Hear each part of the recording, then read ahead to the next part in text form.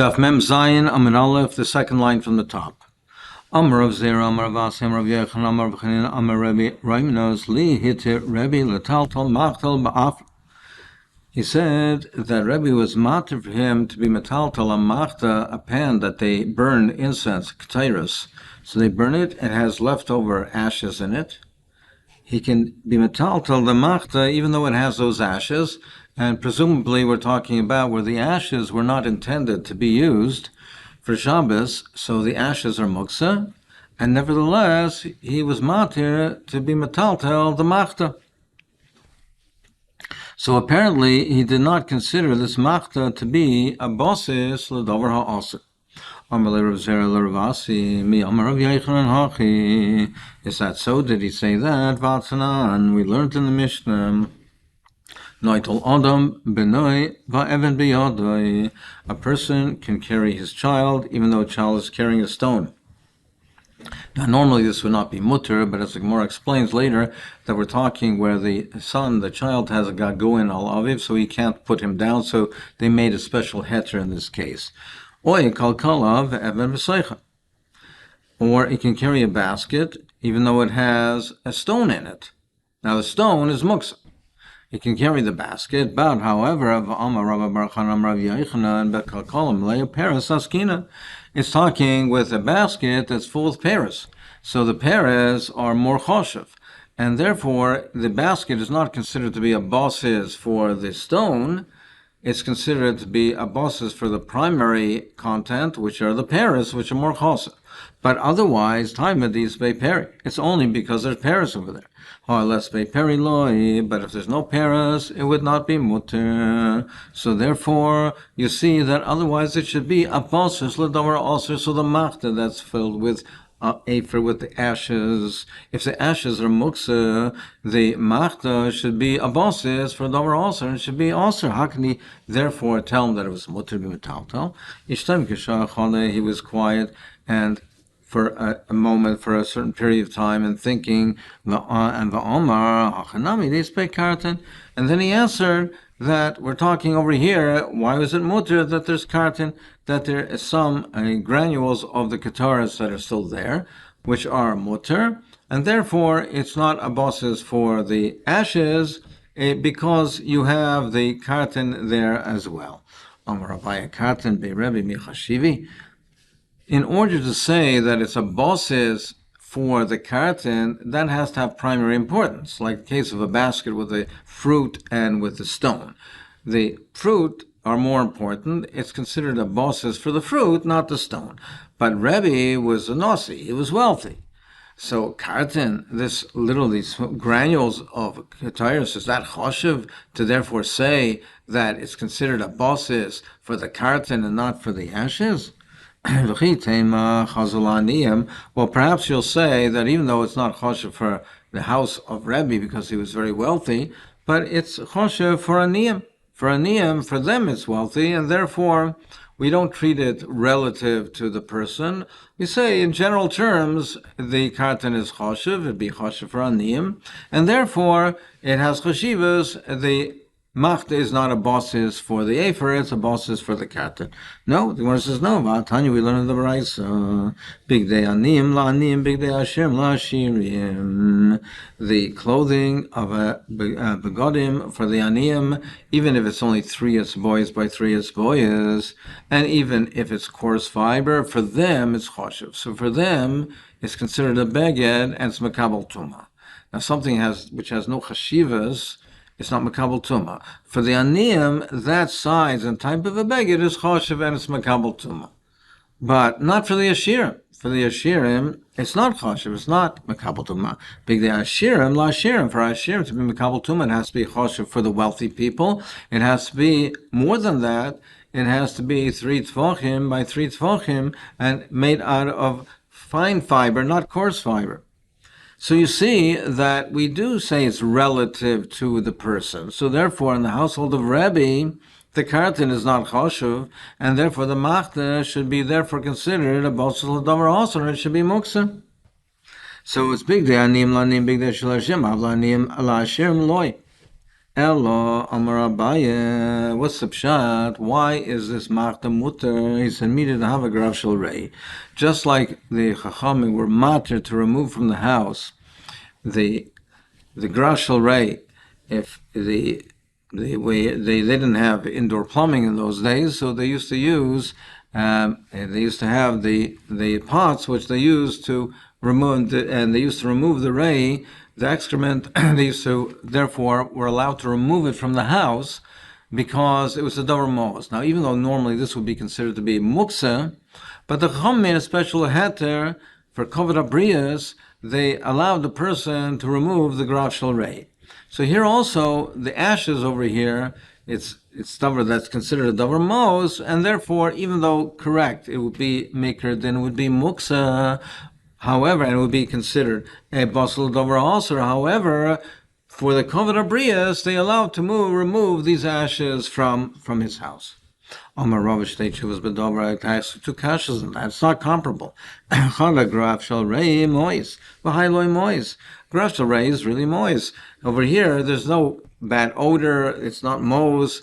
Over here, there's no reason to be matter for that. V'oid graf shel rei mikli v'hai mersi. Secondly, this is covered.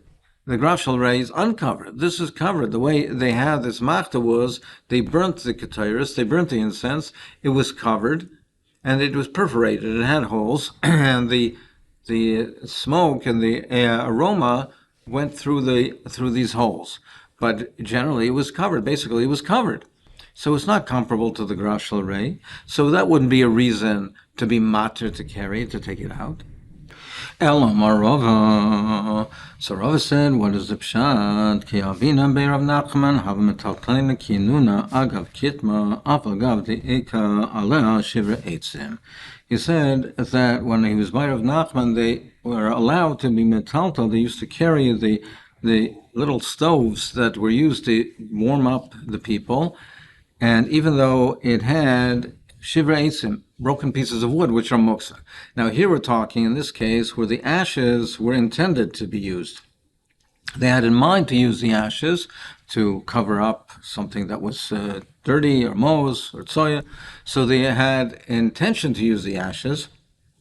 The ashes were not muksa, but there were shivra eitzim, which were muksa, but the ashes were more choshev than shivra eitzim. So therefore, the stoves, the kinuna was considered a basis for a davar hamuter and not a davar aser, and therefore it was muter. Similarly, over here, what we're talking about is not the way we assumed before. We're talking about over here where this machta, where the ashes were intended to be used.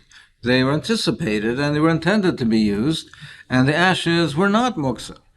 And it means that even though there was shivra eitzim, but the primary function is for the davar which is not muksa, so it's not considered a basis l'davar also. So that's what it means. And the chiddush over here, the principle is that if you have something, a container, a vessel, which contains two items, if the davar which is more choshuv is not muksa, even if there's a muksa item in it, can be moved. You can be metaltal it because it's considered a basis for the primary item and not for the secondary item and not for the davar muksa. Meis, I'll ask you a kasha. V'shavin she'im yesh ba shivrei psila she'aser letaltel. If you have the nair, which has leftover oil, which is usable, which is not muksa, but it has the remnants of the wicks, which are muksa, you can't be metaltal. So you see over here, similarly, it seems to be that there's a primary item, there's the oil which is more choshev, and you have the shivrei psili which is less choshev, and nevertheless, it's considered to be a basis l'davar aser. Amar Abaye, now, Begalil Shona. We're talking in Golil, where the psila was very choshev. Over there, it's more choshev that they didn't have these linen garments and they didn't have linen so readily available. There, that was more choshev than the oil. So since the shivrei psila are more choshev, it's considered a basis for the davar aser, for the muksa, and not for the oil, because that's the primary item. But the principle is, if you have a container, if you have a vessel that has two items, we look at the what is more chashiv. The more chashiv, it's the bosses for the more chashiv one. If the more chashiv one is muksa, then it's a basel davar aser. If the more chashiv one is not muksa, it's a davar hamuter. Levi bar Shmuel Ashkechino Rabbi Ava Ul Rav Huna bar Chia Dahava Kama Pescha Debei Rav Huna Omer Lahu Ma'u Lahachzer Mita Shel Tarsim B'Shabbos. They asked him, this is a different, unrelated question to what we had before. Can you take a bed of Tarsim? These are the people that were copper workers, and they used to have portable beds, and they used to put the components together. They used to be able to assemble it. And, they went from city to city and they traveled, and they had to have bed that they could take apart and assemble when they got to different places. So can they on Shabbos put the pieces together? Can they assemble it on Shabbos? So he says that was a shaila. Amrulu Sharpidami. He said it's mutter. It's mutter to assemble this bed on Shabbos. Now, as we'll see shortly, and as the comes clarified through Taisus, if one would assemble it and nail it together, then that would be also, that would be midaraisa chayev b'chiv chatos, that's a malacha, that's, according to Rashi, that's makeh b'patish. Other Rishonim learn differently, perhaps it is boina, but Rashi says it's makeh b'patish. So if one would nail it together, fasten it and nail it together, that would be a chiyuv deraisa. But this is talking about an item which is normally taken apart and assembled, put back together, and that's the way it's normally done. Now the issue over here is, as we'll see, it become apparent from the Gemara, is can one do this without fastening it tightly? Now certainly he cannot nail it together, he cannot hammer it together and be mechaber. But the question is, can he assemble it where it's loose? Is that mutter? So he said that it is. Also, he said, what do you mean? It's a chiyuv chatas. Now, the way Taisus is learning is, they said it's a chiyuv chatas if you would nail it in. But meaning is that if you nail it in, it's a chiyuv chatas, and therefore, even to not nail it in, and even to do it loosely, should be also midrabanan. Since there's a potential over here for a chiyuv chatas, then in any event it should be also. If one assembles a menorah that has different components on Shabbos, it's chayv chatas. If it is a pole that the plasterers use, they used to have different sections in it where they go up the wall. The higher they go, the longer the pole they need. So they used to have different sections to make it longer or shorter, depending on the height of the wall that they need to plaster. So if they have the konishal sadim lo yakser, he should not put it back together. V'michser potter of a losser. But if he did, it's also midarabanan. So something which is fastened together and you nail it together, that's a chiyuv chatas. That is a malacha makeh b'patish. But in any event, it's also, even if you don't, it's also midarabanan. So how can he be matir the mita shel tarsim? Rabbi Simoy Omer Karan Agula Chayev. If there's a horn that the musicians used to blow, they also had different components. So if the kana agula, if it's a round one, they used to fasten it together and be mechaber together, then he's chayv chatas. Keren pshuta, if it's a straight horn, then the different pieces, they used to make it longer or shorter. They had different types of sounds that they made with it, different holes that they used. They had different tubes that they used for these horns. There they were not mahadik together so tightly, and it's maser midrabanan. Keren pshuta potter. So in any event, how can he be matir the mita shel tarsim? From the Gemara in the Amriki Haitana, he learns like the following: Tana the Tanya Malvanois Hamita Okarois Hamita. If he has the legs of the bed that they used to assemble, they used to put, they had the legs for the bed, and the coasters that they put the legs onto them. Ulavachim shel skivas, or if they had a crossbow and they put a piece of wood there to be able to put the arrow on the crossbow. Lo yachzer, he should not put those back in place. V'im yichzer potor aval asa. If he did, it's also Revela Yitka, and he should not fasten it with nails or pegs. V'im taga chayv chatas.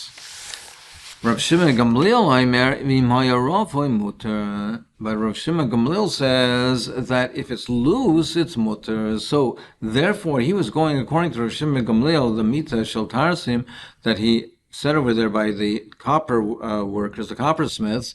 He was going according to Rav Shimon Gamliel that says, even if you're machaber it with isedus, it's chayav chatas, and even if you do it, fasten it tightly, it's poter aval osur.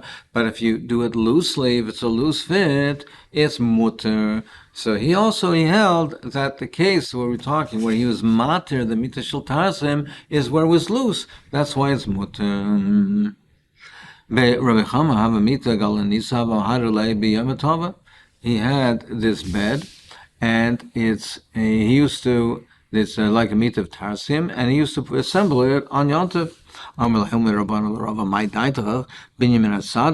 What's your svoro? Why should you say that it's mutter because it's a binyamin atzad, that you're not fastening it in tightly, it's not done in the normal way, and therefore, since it's not the normal way of fastening it and assembling it, it should be mutter. But it still should be also midrabanan. He said, I hold Rav Shimon Gamliel that holds that even if it would be fastened tightly, even if you would be mechaber with your sedus, it's also midrabanan, chiv chatas, and even if you don't, but it's still tight, it's also midrabanan. But if it's loose, it would be mutter. So therefore, he held like that it was done. And where it was mutter is where it was done very loosely, and therefore that's why it's mutter.